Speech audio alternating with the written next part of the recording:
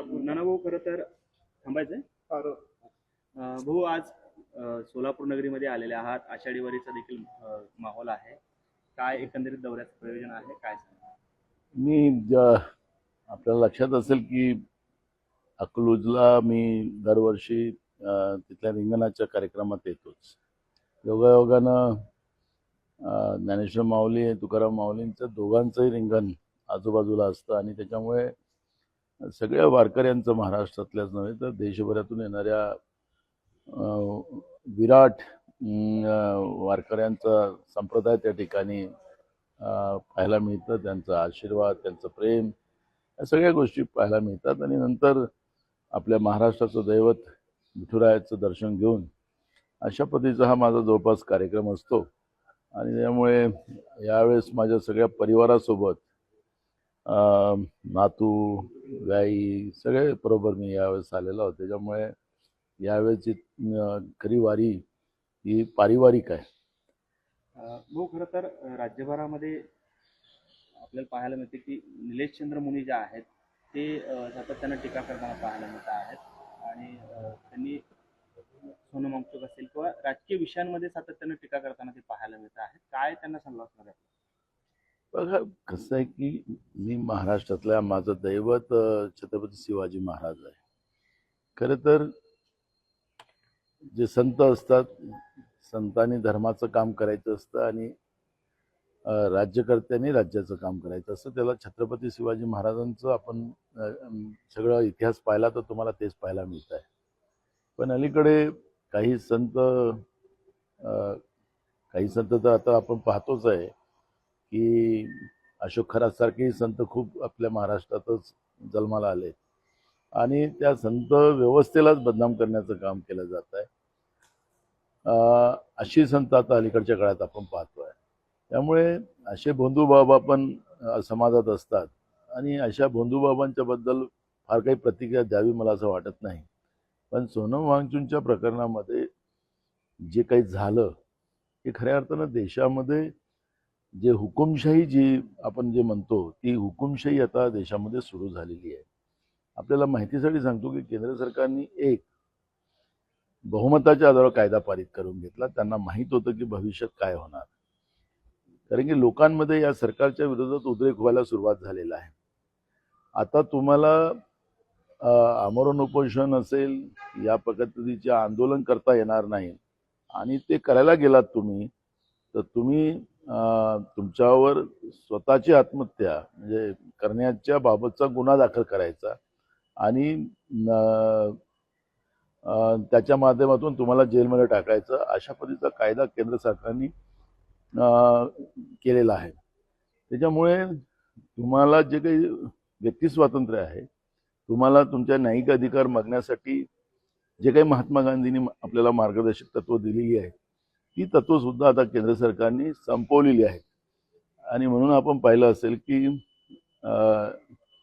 दिल्लीमध्ये चाललेल्या सोनम वांगचुकच्या आंदोलनाला ज्या पद्धतीनं परवाच्या दिवशी तिथला पोलीस कमिशनर बदलवला आणि दुसऱ्या दिवशीच त्यांना जबरदस्ती चादरमध्ये बांधून त्यांची तब्येत खराब झाली असते, अगर डॉक्टरनी त्यांना सांगितलं असतं तर त्यांना स्ट्रेचरवर नेता आलं असतं.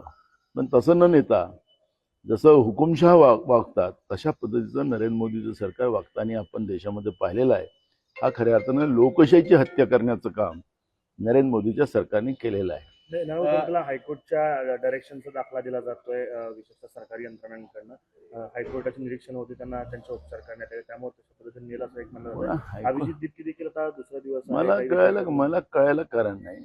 हायकोर्टाचं डायरेक्शन काय होतं त्याच्यामध्ये तशा पद्धतीचं कुठलंही डायरेक्शन. मग हायकोर्टाने ते डायरेक्शन द्यायला पाहिजे होतं. या नीटमध्ये ज्यांनी भ्रष्टाचार केला, या नवीन पिढीच्या भविष्याशी जे लोक खेळलेत त्यांना फाशीची सजा दिली पाहिजे, त्यांच्यावर कारवाई केली पाहिजे. या पद्धतीनं देशभरामध्ये पेपर लीक होणं आणि आता अलीकडे ते सरकार पेपर घेऊ शकत नाही अशा पद्धतीचं निदर्शन झालं. आता त्याला मिलिटरी लावावं लागतं आणि मिलिटरी लावून आता परवा नीटची परीक्षा झाली, त्याचे निकाल आले. त्या निकालामध्ये आता मार्कशीटचा घोटाळा आला पूर्ण. म्हणजे मार्क पण त्याच्यामध्ये बरोबर देऊ शकत नाही, त्याच्यातही घोटाळा, त्याच्यातही मुलींचं आयुष्य खराब करायला निघालेलं आहे. तर म्हणून माझं मान्य हायकोर्टाला किंवा मान्य सुप्रीम कोर्टाला आमचं निवेदन असं राहणार तुमच्या माध्यमातून की हे जे बसलेले आहेत येणाऱ्या पिढीचं भविष्य खराब करणार आहे यांना तरी काहीतरी आपण मार्गदर्शन केलं पाहिजे, त्यांना तरी फाशीची सजा द्या जेणेकरून नवीन पिढीचं भविष्य खराब करता येणार नाही अशा पद्धतीचं चित्र निर्माण झालं पाहिजे. ठाकरे गटाचं आंदोलन करते त्या संदर्भानं आजच्या आपल्या स्वतःच्या आंदोलनात सहभागी होण्याची शक्यता व्यक्त केली जाते. आहे जर देशभरामध्ये एक मोठा उद्रेक सुरू झालेला आहे. आमचे नेते राहुल गांधीजींनी राजस्थान असेल उत्तराखंडमध्ये असेल ज्या पद्धतीचं जो सपोर्ट तरुणांचा मिळालेला आहे आणि पूर्ण देशभरातल्या तरुणांमध्ये मोदीच्या सरकारच्या भारतीय जनता पार्टीच्या सरकारच्या विरोधात जो काही रोष आता निर्माण झालेला आहे ते पाहायला आपल्याला मिळत आहे.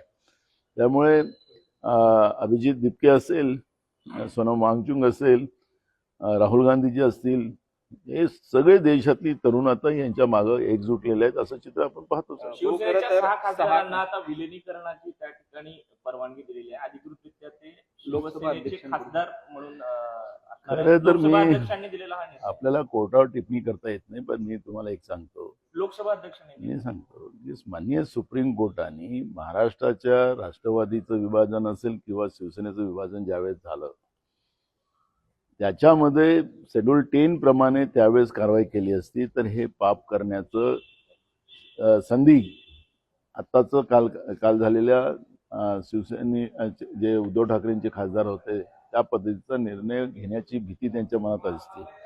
पण त्या केसला डिले करत करत तो काळ संपला, नवीन निवडणुका झाल्या आणि अशा पद्धतीचा त्या पद्धतीचा निर्णय राखून ठेवल्यामुळे आज ही जी केंद्रात बसलेली सरकार त्यांची जी जे काही पाचवी बहुमत आहे त्याच्या आधारावर जे या पद्धतीचं लोकशाहीचेच तुकडे तुकडे करायचा त्यांनी निर्णय केलेला आहे त्याचा परिणाम आहे की नियमात नसताना सुद्धा त्या पद्धतीचं त्यांनी निर्णय घेतलेला आहे, हा चुकीचा आहे. उद्धव ठाकरे जे आहेत ते वेगवेगळ्या ठिकाणी जाऊन रामरक्षा पठण करतायत राम मंदिरामध्ये. राम मंदिरातल्या जे चोरी प्रकरण आहे त्या प्रकरणी हे आंदोलन सुरू आहे. त्या देवेंद्र फडणवीस म्हणतात की उद्धव ठाकरेंनी थोडीशी तरी रामरक्षा म्हणावी असा खोचक टोला त्यांनी लगावलेला आहे. असं आहे, चोर सिरजोर असं जे आपण चित्र पाहतो आहे तसं आता देवेंद्र फडणवीसांचं आता आपल्याला पाहायला मिळत आहे. आणि आपण पाहिलं असेल की उत्तर प्रदेशचे विधानसभेचे अध्यक्ष काय बोलले त्याच्याकडे थोडंसं देवेंद्र फडणवीसांनी त्या वाक्याकडे लक्ष घातलं पाहिजे. ते म्हणाले की ज्या लोकांनी जे दान केलेलं आहे ते सगळे बैमान होते आणि ते बैमान असल्यामुळे त्या पैशाची चोरी झाली अशा पद्धतीचं त्यांनी त्याला हिंदीत बोललं, हिंदीत मी त्याला वेगळ्या पद्धतीने सांगू शकतो पण अशा पद्धतीचं त्याचा अर्थ निघतं. म्हणजे ज्या लोकांनी श्रद्धेनं भगवान श्रीरामाच्या मंदिरासाठी दान केलं त्याचे पैसे RSS आणि भाजपने लुटले, डाका टाकला, त्याचं समर्थन देवेंद्र फडणवीस करतात आहे का? या प्रश्नाचं उत्तर देवेंद्र फडणवीसांनी दिलं पाहिजे. अरे तुम्ही डाका टाकलेला आहे, तुम्ही मुख्यमंत्री आहात, तुम्ही कुठल्या पक्षातून मुख्यमंत्री झाला नंतरचा भाग आहे, पण मुख्यमंत्री म्हणून जनतेच्या श्रद्धेचा तुम्हाला भान ठेवलं पाहिजे एवढेच आमचं त्यांना सल्ला आहे. एकनाथ शिंदे यांची शिवसेना आता इंडियामध्ये 2 नंबरची झालेली आहे. आपण पाहतो की जे बंडखोर खासदार आहेत त्यांना मंजुरी मिळाल्यानंतर 2 नंबरचा पक्ष म्हणून सुद्धा इंडियामध्ये दाखल झाला. त्यांना शुभेच्छाच, आता काय करणार त्याच्यापेक्षा दुसरं काय बोलायचं. राज्यात SIRची प्रक्रिया सुरू आहे. BLOनी घरी घरी जाऊन ते फॉर्म देणं अपेक्षित आहे. मात्र असं होतं की सत्ताधारी जे पक्ष आहेत त्यांच्या कार्यालयात किंवा त्यांनी मांडलेल्या स्टॉलवरती सगळे BLO बसून ते फॉर्म स्वीकारताना अनेक ठिकाणी दिसत आहेत.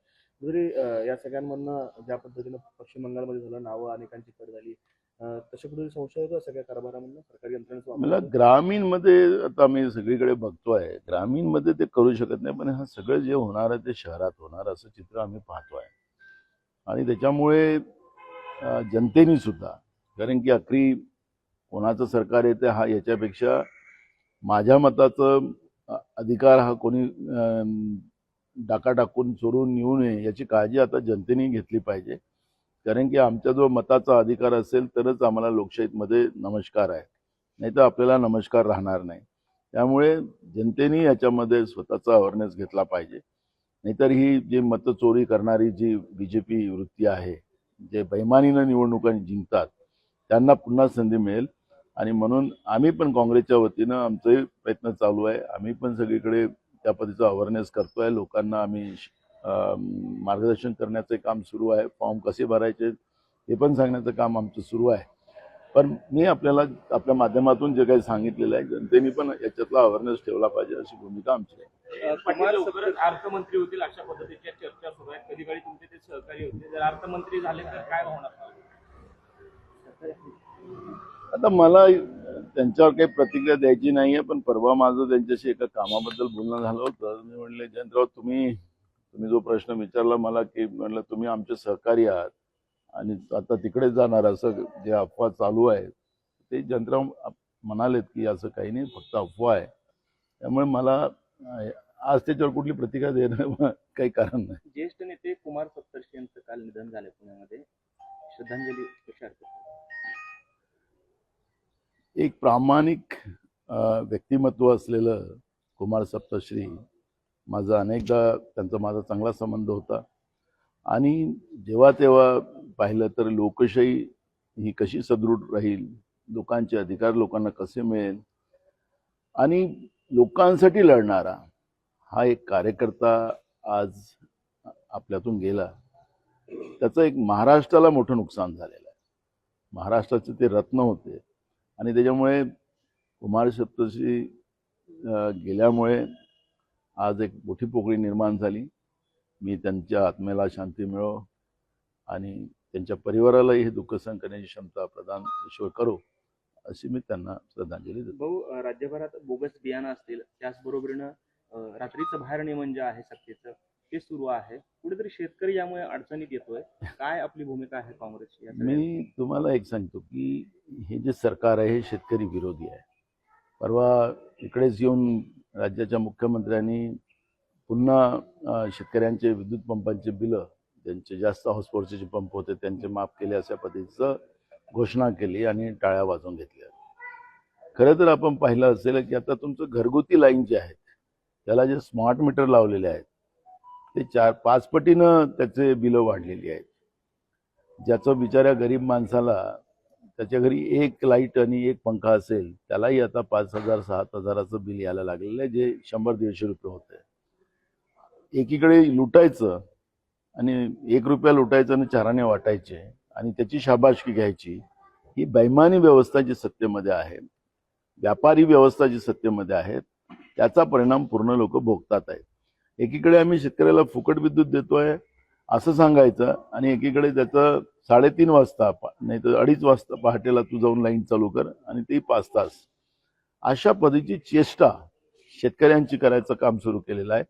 आणि म्हणून भारतीय जनता पार्टी ही शेतकरी विरोधी पार्टी आहे हे त्याच्यातून सिद्ध होतं. भाऊ, खरं तर विधान परिषदेमध्ये सोलापूरमध्ये आपली जी जागा आहे त्याच्यावरून बराच वाद झाला होता. खरं तर जे आपले समर्थक असलेले काकासाहेब कुलकर्णी जे आहेत त्यांच्यावर कुठेतरी अन्याय झाल्याची भावना बोलून पक्षामध्ये दाखवली गेली आणि अचानकपणे नवीन चेहरा आणला, त्यांचाही अर्ज बाद झाला. काय नक्की पक्षामध्ये असं आहे, राजकारणामध्ये प्रत्येकाचा काळ असतो. माझे गुरु राजकीय विलासराव देशमुख सांगायचे की वेळेच्या पहिले आणि नशिबाच्या जास्त काही मिळत नाही. तसं काकासाहेब कुलकर्णींनी पण आपल्या डोक्यात ठेवावं आणि पक्षासाठी काम करत राहावं. उद्या मोर्चा आहे. खरं तर धर्मेंद्र प्रधान यांनी राजीनामा द्यावून संसदेवरती मोर्चा होता. अभिजित केसरकर तरुण महाराष्ट्रातला तरुण नेतृत्व करतोय. अनेक नेत्यांना निमंत्रण देखील दिले. काँग्रेसकडून तुम्ही सहभागी होईल या मोर्चामध्ये? जाणार ना, काय त्याला उद्या पूर्ण देशभरातून आमचं युवक काँग्रेस असेल, NUSI असेल, मोठ्या प्रमाणात लोक आपल्याला उद्या दिल्लीमध्ये पाहायला. जे अण्णा हजारे आपल्या विरोधात उपोषणाला 2012-13 साली बसले होते ते आज सोनम वांगचुक यांना पाठिंबा देताना पाहायला मिळत आहेत. अण्णा हजारेंच्या भूमिकेबद्दल काय वाटतं काँग्रेसला? आम्ही आता अण्णा वयोवृद्ध आहे, वयोवृद्धाचा सन्मान करणं हे आमचं काम आहे. त्यामुळे अण्णा हजारेंच्या बद्दल मी फार काय वक्तव्य करावं असं काही मला वाटत नाही.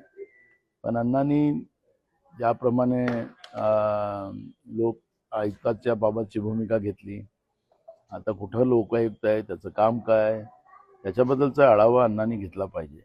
आणि अण्णा, तुम्हाला दुसरा महात्मा गांधीचं रूप या देशामध्ये लोक मानायला लागले होते, पण आता तुम्ही ज्या पद्धतीने शांत बसलेला त्या भ्रष्टाचारी व्यवस्थेमध्ये, महाराष्ट्रातलं सरकार असो की देशातलं सरकार असो, देश लुटतात आहेत, राज्य लुटतात आहेत, देशाच्या आणि राज्याच्या जनतेवर कर्ज लादतात आहेत.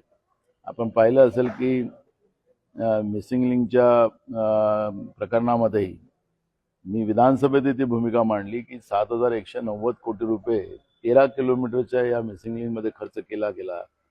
पर किलोमीटर 540 कोटी रुपये, पर किलोमीटर 540 कोटी रुपये खर्च केला गेला आणि त्याच्यामध्ये 7 देशाचे तज्ज्ञ लोकांचा वापर त्या ठिकाणी केलेला होता. एवढं फुलप्रूफ मिसिंग लिंक केल्यानंतरही त्याच्यावर दरड कोसळून ज्या पद्धतीनं महाराष्ट्राची बदनामी झाली यांच्या भ्रष्टाचारामुळे झालेली आहे. आणि तेच फडणवीस सांगतात की मला टीका करा पण महाराष्ट्राची बदनामी करू नका. म्हणजे फडणवीस म्हणजे महाराष्ट्र होय अशा पद्धतीचं जो ते आपलं संभाषण करतात आहेत. अशा या व्यवस्थेला खऱ्या अर्थानं अण्णांना आता उठलं पाहिजे. अण्णा उठा आणि जागा व्हा आणि अशा भ्रष्टाचारी व्यवस्थेला महाराष्ट्रातून आणि देशातून हाकलण्यासाठी एक आपलं आंदोलन सुरू करा. आम्ही तुमच्यासोबत आहोत.